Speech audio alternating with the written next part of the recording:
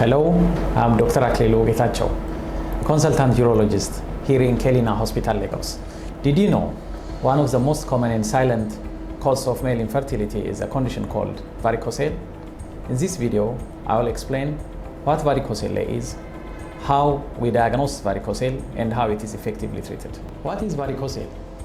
Varicocele is an abnormal enlargement of veins or papilliform plexus inside the scrotum. It's similar to varicose veins in the legs.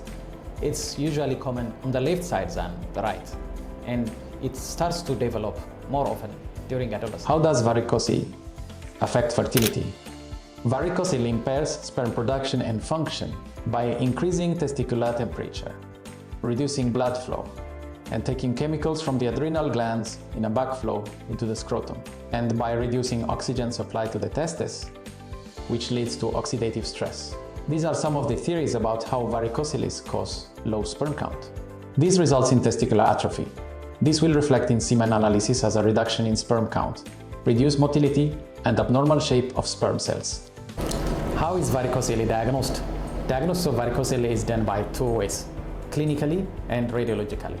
Clinically, the patient may present with symptoms like dragging pain or feeling of heaviness in the scrotum.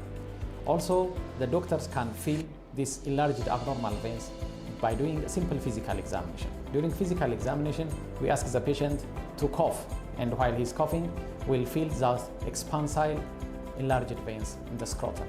With radiology, we do simple ultrasound scan to look for a dilated veins and presence of backflow of blood in the veins, as well as ultrasound will help us to assess the size of the testes. The good news is varicocele can be treated. Before proceeding to treatment, a person who is suspected to have varicocele with clinical and radiological investigations should undergo semen analysis. Semen analysis will show us the impact of varicocele on fertility. With semen analysis, we may see reduced number of sperm cells, abnormal shape, and poor motility of sperm cells.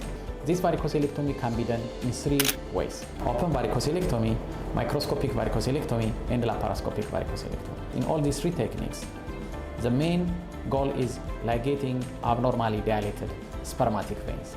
Open varicocelectomy is less than this time because of high risk of recurrence and associated hydrocele. The next option is microscopic varicocolectomy, which requires a surgical microscope and is associated with low risk of recurrence. The latest and the minimal advanced and the safest one is laparoscopic varicocelectomy. Laparoscopic varicocelectomy is ligation and division of spermatic veins using a laparoscope. This can be done usually for bilateral varicocele, and it is associated with less pain, faster recovery, and excellent outcomes. When couples struggle to conceive, attention is usually focused on the woman, but male infertility can equally contribute to the problem. Therefore, we recommend evaluating both partners when addressing fertility issues.